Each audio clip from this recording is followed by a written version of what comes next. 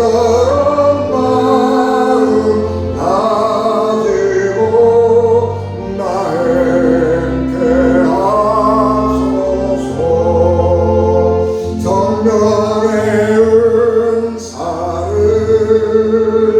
나에게 채우사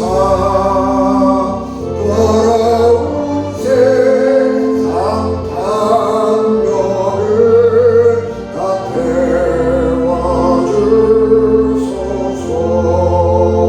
성령의 은사를 나에게 채우사 영원한 주님 나라에 나 살게 하소서. 아멘. 유대인들이 예루살렘에서 제사장들과 레위인들을 요한에게 보내어 네가 누구냐 물을 때에 요한의 증언이 이러하니라. 요한이 드러내어 말하고 숨기지 아니하니 드러내어 하는 말이 나는 그리스도가 아니라 하네. 또 묻되 그러면 누구냐 내가 엘리야냐 이르되 나는 아니라. 또 묻되 내가 그 선지자냐 대답하되 아니라. 또 말하되 누구냐 우리를 보낸 이들에게 대답하게 하라. 너는 내게 대하여 무엇이라 하느냐 이르되 나는 선지자 이사야의 말과 같이 주의 길을 곧게 하라고 광야에서 외치는 자의 소리로라 하니라. 그들은 바리새인들이 보낸 자라. 또 물어 이르되 내가 만일 그리스도도 아니요 엘리야도 아니요 그 선지자도 아닐진데 어찌하여 세례를 베푸느냐. 요한이 대답하되 나는 물로 세례를 베풀거니와 너희 가운데 너희가 알지 못하는 한 사람이 있었으니 곧 내 뒤에 오시는 그이라. 나는 그의 신발끈을 풀기도 감당하지 못하겠노라 하더라. 이 일은 요한이 세례 베풀던 곳 요단강 건너편 베다니에서 일어난 일이니라. 아멘. 기도하겠습니다. 은혜가 충만하신 아버지 하나님, 이 부족한 종류의 성령을 충만하게 하시고 은혜를 갑절로 더하여 주시옵소서. 오직 하나님의 귀한 말씀만을 전하게 하시고 생명의 양식이 메마른 이때에 오직 생명의 양식으로 이 하나님의 말씀을 전하게 하옵소서. 예수님 이름으로 기도하옵나이다. 아멘. 현대사회는 수요보다는 공급이 많은 사회이기 때문에 물건을 만드는 것보다 판매하는 것이 훨씬 더 중요해졌습니다. 아무리 좋은 제품을 만들었다 할지라도 팔리지 않으면 소용이 없기 때문입니다. 그래서 조금 제품의 질이 떨어지더라도 사람들이 원하는 제품을 만들어서 판매량을 늘리려고 하는 것이 오늘 우리 기업들의 경영 전략인 것입니다. 한때 백화점에서 고객이 왕이다 그런 슬로건을 걸은 적이 있습니다.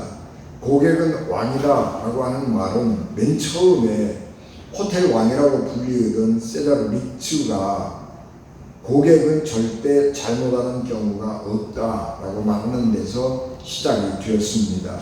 그래서 그런 직원들에게 손님이 요리나 와인에 대해서 불평을 한다면 그것들을 당장 치우고 다른 곳으로 바꾸어라. 그리고 절대 문제 제기를 하지 말라. 그렇게 강조했습니다.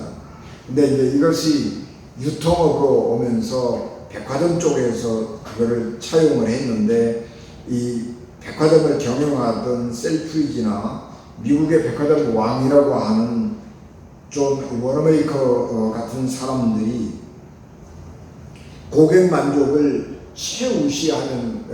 최우선시하면서 고객은 왕이다 그런 그 경영 원칙을 내세우고 보편화하기 시작을 했습니다.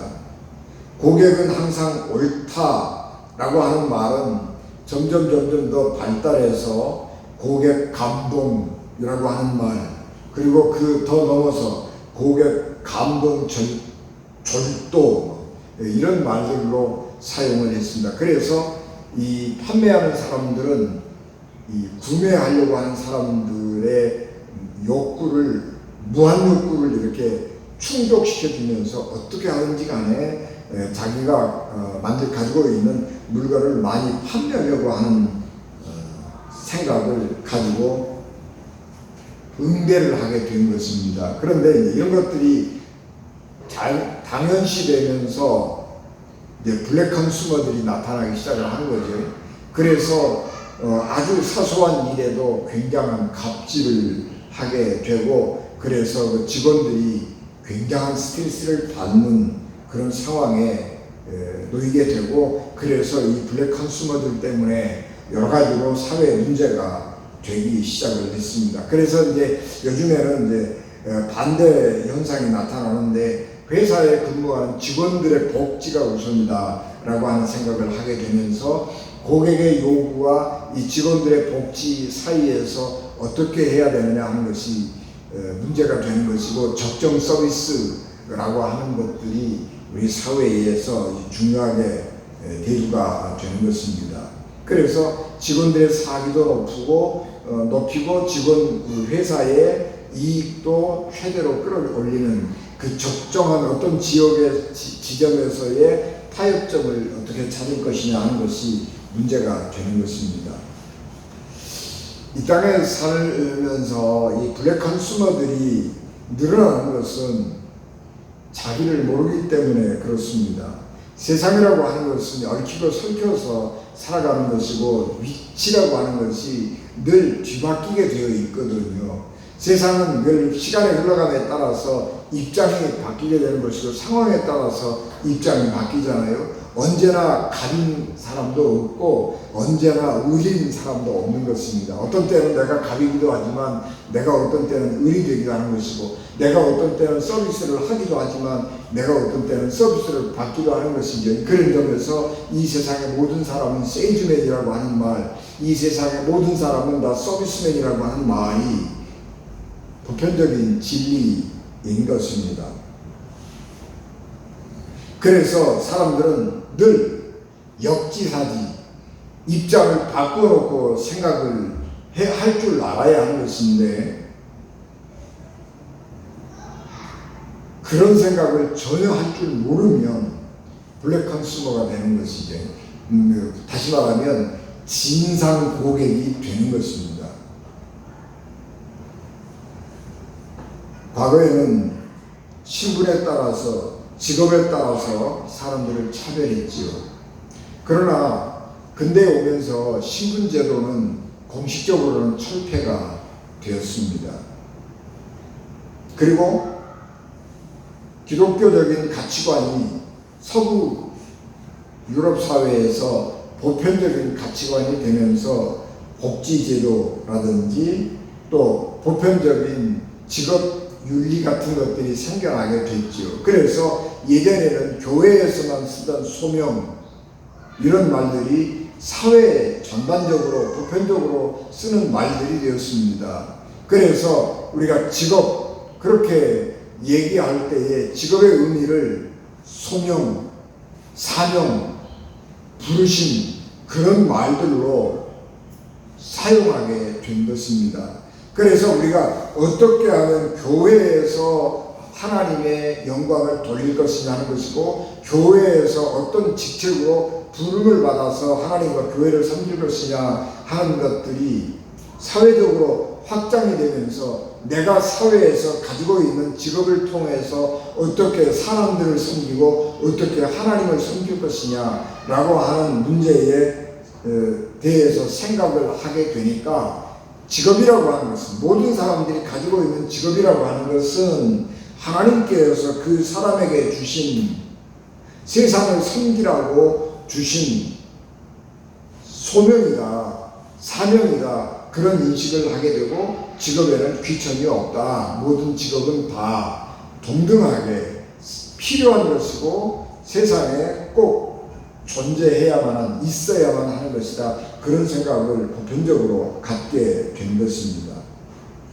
그러므로 우리는 내가 살고 있는 이 자리가 어떤 자리이냐 하는 것을 살피면서 내가 살고 있는 이 자리에서 어떻게 하나님의 영광을 드러내고 살 것이냐 하는 것들을 생각해야 하는 것입니다.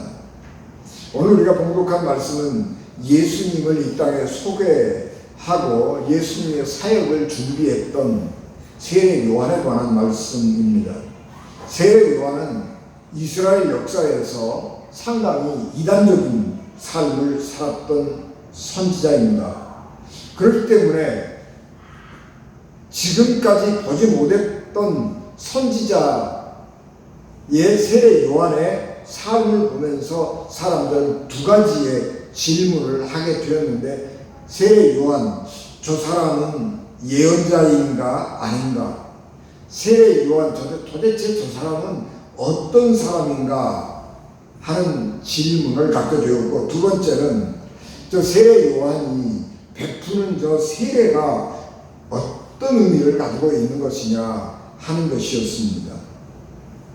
이스라엘 사람들이 세례 요한을 보면서 가졌던 질문은 세례 요한, 그 사람은 누구인가 하는 질문을 하게 되었습니다.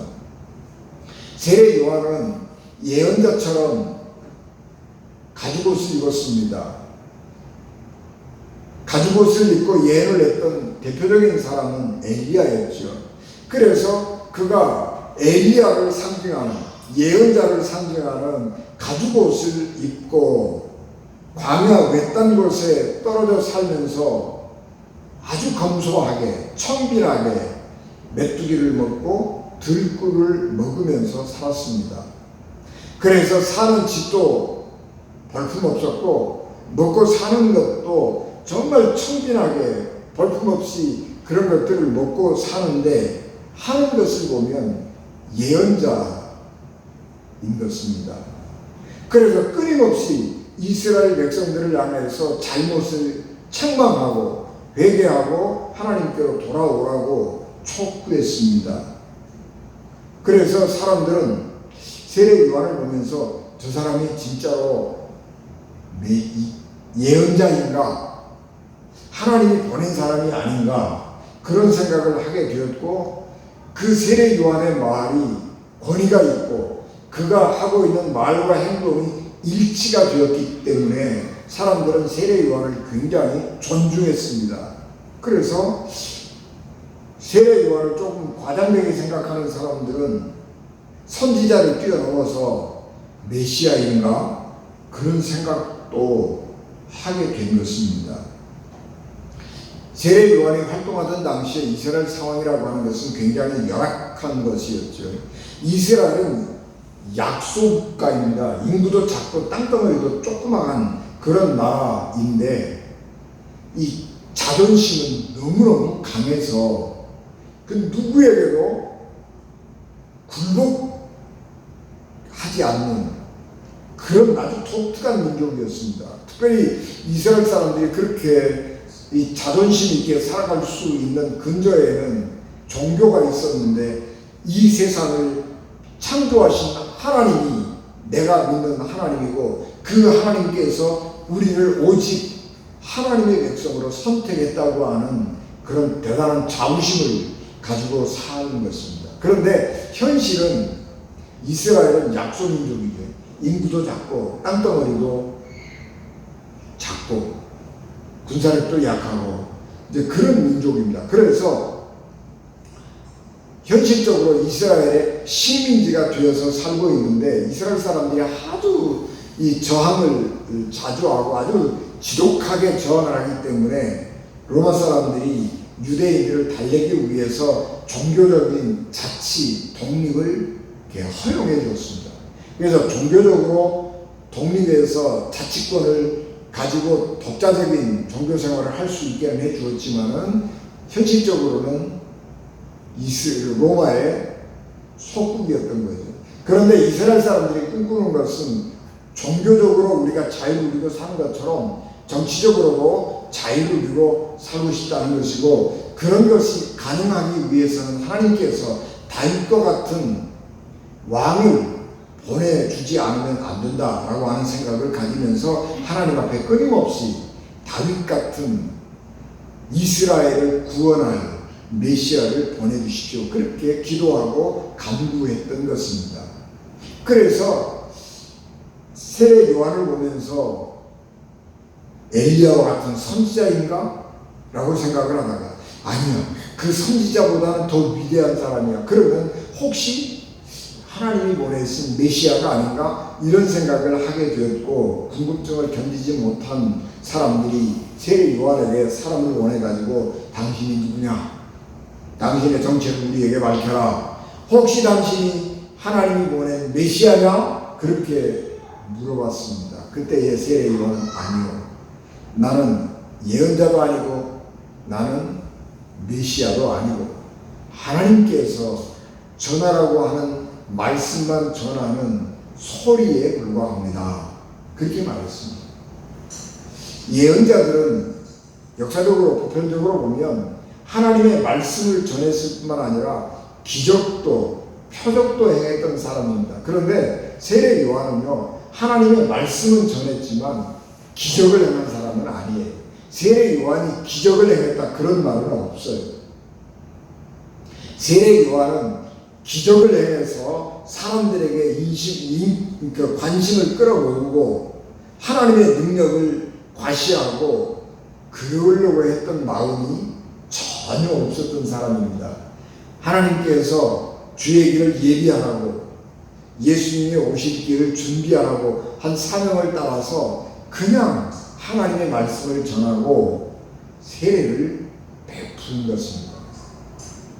사람은 그 관심을 받으면 달라지는 것이거든요. 그런데 세례 요한은 사람들의 관심이 어떠하든지 그거하고 상관이 없이 하나님께서 전하라고 하는 말씀만 전하고 자기 하나님이 주신 자리를 견고하게 굳건하게 지키면서 하나님이 주신 사명에 충실한 삶을 살았던 것입니다.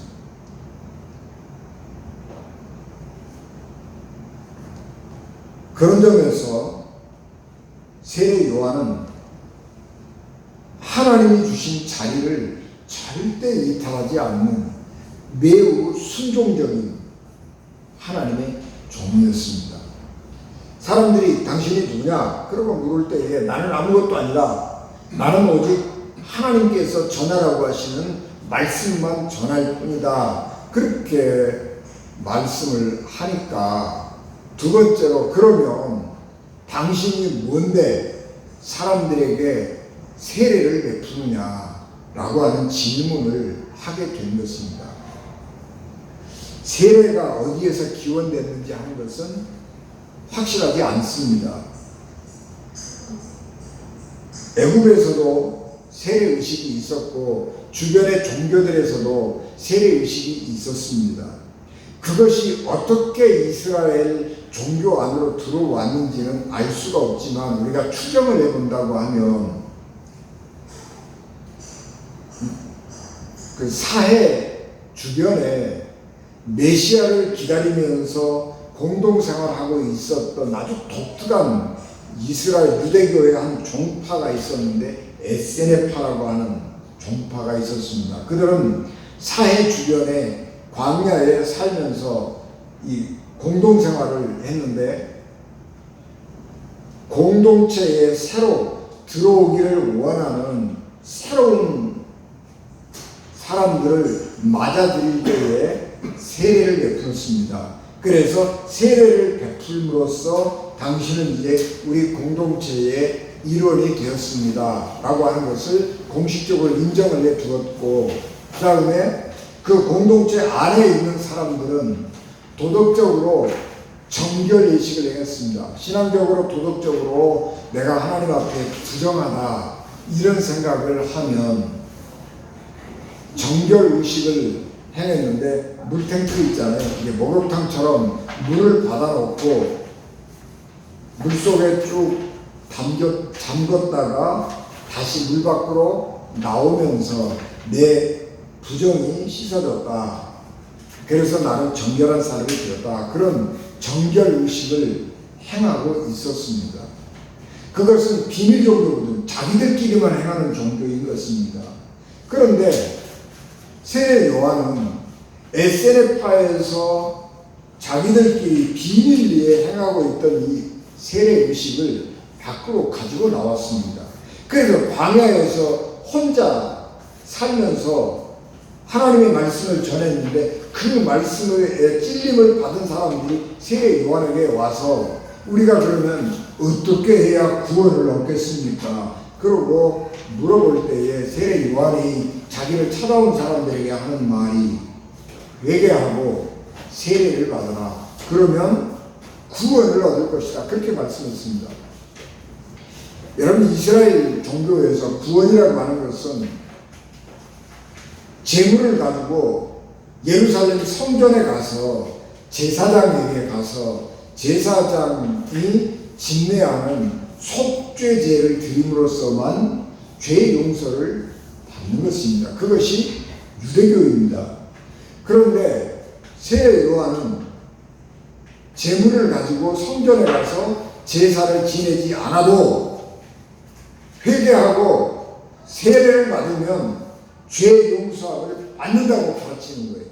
굉장히 수월해진 거죠. 죄 용서함을 받는 방법이 너무너무 쉬워지는 것입니다. 그래서 사람들이 예루살렘 성전에 재물을 들고 죄 용서함을 받기 위해서 가는 것이 아니라 광야에서 외치는 세례 요한에게 찾아와가지고 자기 죄를 고백하고 세례 요한이 베푸는 물세례를 받고 죄 용서함을 받았다라고 하는 흐뭇하고 뿌듯한 마음을 가지고 자기 집으로 돌아가는 것입니다. 그러니까 이 레위 사람들과 제사장들이 세례 요한에게 보내가지고 당신이 뭔데 죄를 용서해 준다고 말하고 그 표시로 세례를 베푸느냐 그렇게 물어봤습니다. 그럴 때에 세례 요한이 거기에 대답을 하지 않습니다. 그러면서 내가 세례를 베푸는 이유에 대해서 설명합니다. 왜 세례를 베푸느냐, 세례가 어떤 능력을 가지고 있느냐 하는 것에 대해서가 아니고 내가 세례를 베푸는 이유는 하나님께서 내 뒤에 어떤 사람을 예비하셨는데 그 사람이 언젠가는 세례를 받으러 올 것이다. 그리고 그 하나님의 은혜로 그 사람을 내가 알게 되면 그 사람이 바로 하나님이 보내는 사람이다라고 세상에 소개하려고 한다. 그때까지는 내가 여기에서 물로 세례를 베풀 것이다. 내가 지금 물로 세례를 베푸는데 내 뒤에 하나님이 보내신 어떤 사람이 오면 그분은 정말 위대하고 너무너무나 귀한 분이어서 나는 그 사람의 종이 될 만한 자격도 없는 아주 하찮은 사람이다. 그렇게 얘기를 한 것입니다. 세례 요한은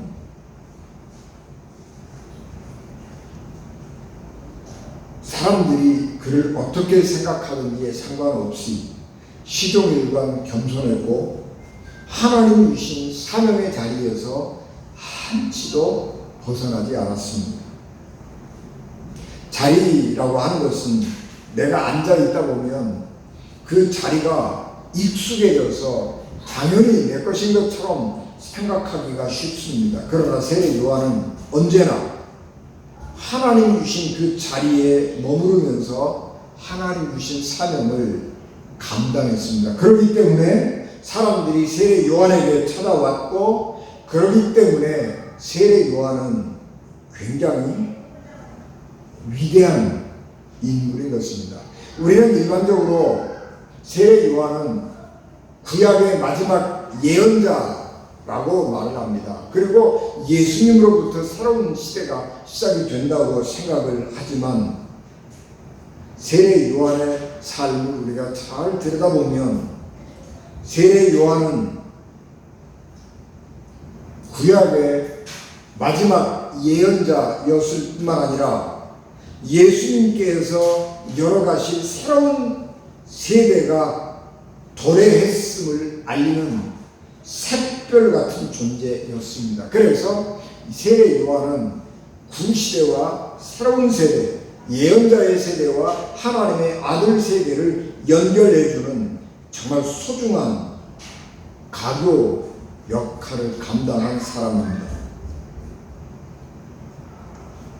초대교회는 모든 박해를 받았음에도 불구하고 놀랍도록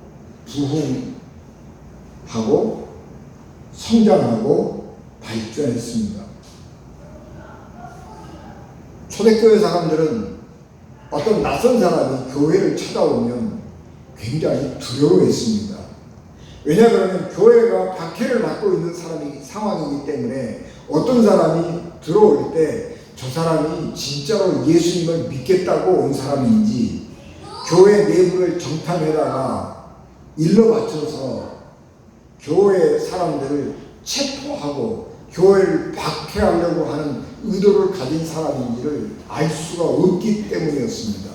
그래서 함부로 내가 예수 믿겠습니다. 그리고 사람들이 찾아올 때에 교회 안으로 받아들이지를 않았습니다. 그래서 그 사람이 정말로 그리스도인인가 아닌가 하는 것을 분별하는데 한 3년 정도 걸렸습니다. 그래서 한 3년 정도 그 사람의 삶을 지켜보고 관찰하고 그러면서 저 사람이 하는 말이 진짜로 자기의 믿음을 고백한 것이다 라고 하는 것을 인정하게 되면 그때 비로소 세례를 베풀고 성만찬에 참여할 수 있는 정식으로 우리 교회의 한 회원이 되었습니다 라고 받아들여졌습니다. 그래서 그 사람을 이렇게 한 3년 동안 이렇게 지켜보면서 저 사람이 정말로 그리스도인인지 아닌지를 분별하는 기준을 3가지를 정했습니다. 회심의 변질이라고 하는 책을 쓴 알렌 크라이거라고 하는 사람은 초대교회 사람들이 진짜로 저 사람이 그리스도인인지 아닌지를 분간하는 기준을 3가지로 정했는데 그것을 3B 그렇게 요약을 합니다. 이 B는 영어의 단어, 그 3단어의 글자, 첫 머리 글자를 딴 것인데 신념, 행동, 소속 그 3가지를 봤습니다. 신념은 belief이고요. 그 다음에 행동은 behavior이고요. 그 다음에 소속은 belong이잖아요. 그러니까 이제 B로 시작하는 신념, 행동, 소속 이 3가지를 말하는 영어의 단어 첫 머리 글자 B를 이렇게 가지고 설명을 한 것입니다.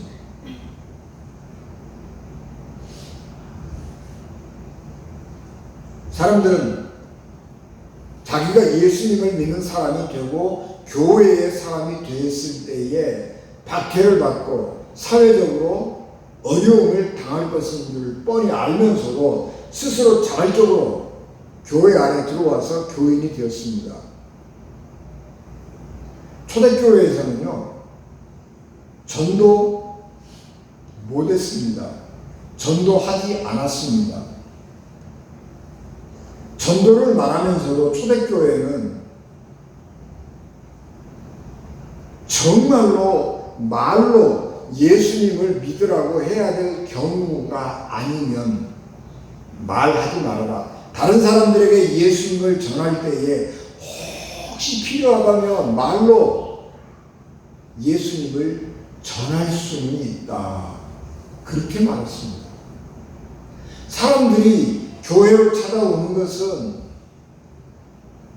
사람들이 밖에 나가지고 예수 믿으십시오. 그래야 구원받고 천당 갑니다. 그렇게 말을 해서 사람들이 교회에 온 것이 아니고 교회 다니는 사람들의 삶이, 교회 다니는 사람들의 생각이 다른 것을 보면서 그것이 부러워서 그런 생각을 가지고 그런 말을 하고 사는 사람들의 세계 속에 함께 들어가 있다고 하는 것이 부러워서 자기 스스로 찾아와서 내가 기독교인이 되겠습니다. 그렇게 말한 것입니다.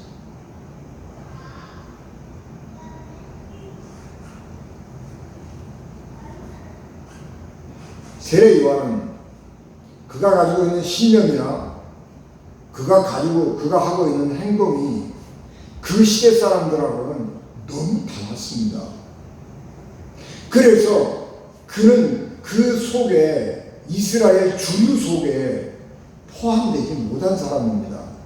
그런데 그가 세례 요한이 가지고 있는 신념이 세례 요한이 하는 행동이 너무나 고귀했기 때문에 하나님의 뜻에 너무 일치됐기 때문에 사람들이 찾아와서 세례 요한과 함께 살기를 원했고 세례 요한처럼 살기를 원한 것입니다. 지금 우리는 급변하는 소용돌이 사회 속에서 살아가고 있습니다. 영국 감리교에서는 동성애를 인정을 하고 합법화했습니다. 영국 성공회는 아직 동성애를 합법화하지는 않았지만 합법화를 우리도 해야 되나 그런 고민을 하고 있습니다.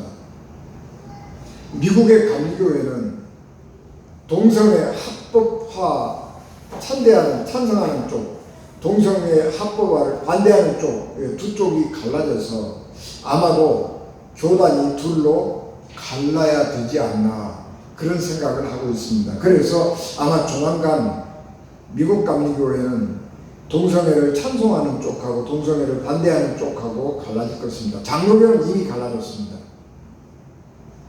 그래서 동성애를 합법화하는 사람들이 있었는데 거기에 이 교단에서 동성애를 합법화하니까 반대하는 사람들이 갈라져 나와서 따로 교단을 만들었습니다. 우리 한국에서도 그런 논쟁들이 많이 벌어지고 있고 우리 감리교 안에서도 어떤 목사님이 동성애 큐어 축제에 가가지고 축복기도 해줬던 이 일 때문에 문제가 되어서 우리 감리교회 재판을 받고 정직을 당하기도 하고 그래서 그것이 부당하다고 자꾸 이렇게 데모하고 이제 그런 상황이 벌어지고 있습니다. 이런 상황 속에서 또 우리 기후가 너무 빠르게 변하잖아요. 기후가 너무 빠르게 변해요. 미국의 이 서부 이쪽에는 20년 동안 큰 가뭄이 계속되고 있어서 땅이 타들어가고 있고요. 아프리카 어떤 그런 나라들도 기근이 막 한 20년 또 좀 마다가스카르인가요? 또 그런 나라들 한 20년씩 지금 기근이 계속되고 있죠. 그래서 우리가 기후가 많이 변하잖아요. 우리나라도 지금 기후가 굉장히 변하잖아요. 벌써 장마가 끝나는 것 같은데 그런 얘기들을 하면서 이 금년 여름 이게 엄청난 폭염이 오는 거 아니야? 그런 예상들을 하고 염려스러운 마음으로 살아가고 있는 그런 상황을 맞이하고 있습니다. 네, 우리가 이런 처음 당해보는 겪어보는 이런 환경, 이런 그 사조 흐름, 역사의 사조 흐름 속에서 살아가면서 그리스도인으로서 어떻게 살아야 할 것인가 하는 것을 생각해야 하는 것이고 당장 우리는 어떤 삶을 살아야 할 것이냐 하는 것을 선택하지 않으면 안 되는 상황에 있게 되는 것입니다. 세상이 아무리 변화할지라도 그리스도인들은 하나님의 말씀에 근거해서 살아야 하는 것이고 그래서 우리의 신념은 성경을 따라서 옳은 것은 옳다, 아닌 것은 아니다 라고 말할 수 있어야 하는 것입니다. 하나님이 잘못됐다고 말씀하시면 잘못됐다고 믿는 것이고 하나님이 옳다고 말하면 옳은 것입니다. 그래서 예수님은 오직 너희 말은 옳다 옳다 아니라 아니라 하라. 이에서 지난 것은 악으로부터 나느니라. 마태복음 5장 37절에 말씀하셨습니다. 그리스도인들은 그리고 그런 신념에 따라서 행동해야 하는 것입니다. 시류를 따라가면 안 되는 것입니다. 시류를 따라가는 사람들, 비겁한 사람들이에요. 시류를 따라가면 지금 당장은 자기에게 내 앞에 조금의 유익이 있을지 모르지만은 시류를 따라가면 언제나 패가 망신하게 되어 있어요. 우리나라에서도 국립현충원에 안장되어 있는 분들 가운데 왜 어떤 사람은 거기에 있어야 되느냐, 거기에 있기에 적절하지 않다, 그리고 끊임없이 논쟁을 일으키는 사람들이 있어요. 근데 그 사람들을 보면 능력이 굉장히 탁월한 사람들이에요. 그래서 일제시대 때는 일본군 장교로 근무를 했고 6.25 때는 한국에 별 달고 이 공산군들하고 싸워서 아주 많은 전과를 올렸던 사람들이고, 박정희 전두환 군사독재 아래에서는 그 사람들하고 또 맞춰서 높은 자리 차지하고 살던 사람들이에요. 자기의 분명한 역사의식이나 신념 없이 시를 따라서 흘러가는 대로 흘러가는 사람들은 그의 삶이 욕스러운 것입니다. 지금은 당장 우리가 힘들고 어려울지 모르지만 우리의 신념, 그리고 그 신념에 따른 행동, 그런 것들이 분명해야 되는 것이고, 우리는 그런 신념과 행동이 같은 사람들끼리 모여서 서로 격려하고 살아가야 하는 것입니다. 그것이 교회고, 그것이 그리스도인이고, 그것이 교회와 교회가, 그리스도인들이 이 세상 가운데서 살아가야 할 삶의 기준이 되는 것입니다. 그런 점에서 세례 요한은 우리의 믿음에, 우리의 삶에 굉장한 모범이 되는 것입니다. 그리스도인은 시대의 흐름에 편승하는 것도 아니고 내가 가고 싶은 자리에 가서 부귀 영화를 누리고 사는 것도 아닙니다. 오직 우리는 어떤 상황이든지 우리의 믿음을 따라 하나님의 날개 그늘 아래 있어야 하는 것이고, 하나님께서 있으라고 하는 곳에 잠잠히 머물러 서 있으면서 하나님이 내게 주신 직임을 따라서 묵묵히 살아가야 우리의 삶이 부끄럽지 않는 삶을 사는 것입니다. 그러니까 이름이 있느냐 없느냐 그런 게 중요하지 않아요. 그 사람이 사는 동안에 얼마나 이름을 날렸느냐 하는 것이 중요하지 않다고 하는 것입니다. 우리는 기독교인들은 본디 그런 사람들인 것이기 때문이고, 기독교인들은 그렇게 살면서 하나님의 은혜와 상급을 바라고 사는 사람이기 때문에 그렇습니다. 아무리 어렵더라도 하나님 품 안에, 하나님의 날개 아래 자리 잡고 그 자리를 굳건하게 지키는 연진 가족 되시기를 주님의 이름으로 축복합니다. 기도하겠습니다. 은혜가 충만하신 아버지 하나님, 세례 요한이 많은 사람들이 그를 존경하고 그를 따름에도 불구하고 하나님이 주신 사명, 하나님 주신 자리를 떠나지 아니하고 그 사명을 감당했던 것처럼 오늘 우리가 시류를 따르지 아니하고 믿음의 신념을 따르고 그리스도인 나은 행동을 하면서 서로가 서로에게 힘이 되고 격려를 하며 살아가는 주님의 사람들 되게 도와주시고, 교회가 그런 하나님의 공동체, 천국을 이루는 공동체가 되도록 축복해 주시옵소서. 예수님 이름으로 기도하옵나이다. 아멘.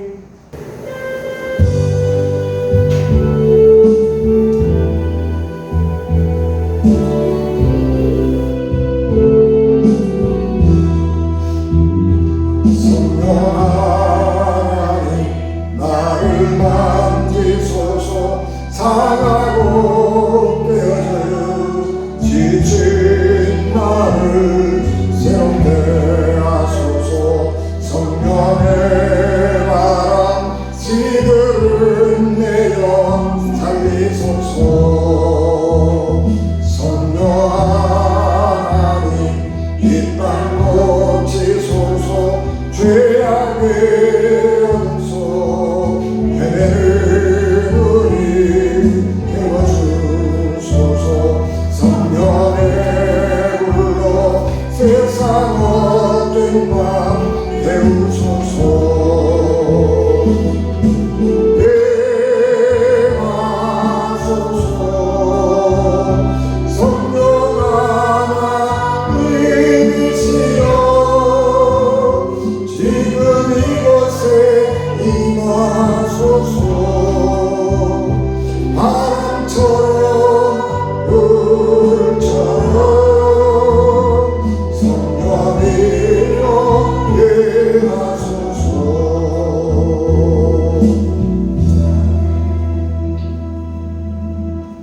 지금은 교회의 머리가 되시며 길이요 진리요 생명 되셔서 우리를 하나님 나라로 인도하시는 예수 그리스도의 은혜와 죄인들을 구원하시려고 자기 아들을 십자가에 버리신 하나님 아버지의 극진하신 사랑하심과 성령님의 감동, 감화, 역사, 위로, 교통, 내재 주관하심, 예배를 마쳐 돌아가는 사랑하는 성도들 생명과 가정과 기업에 지금부터 영원히 함께 하시기를 간절히 축원하옵나이다. 아멘.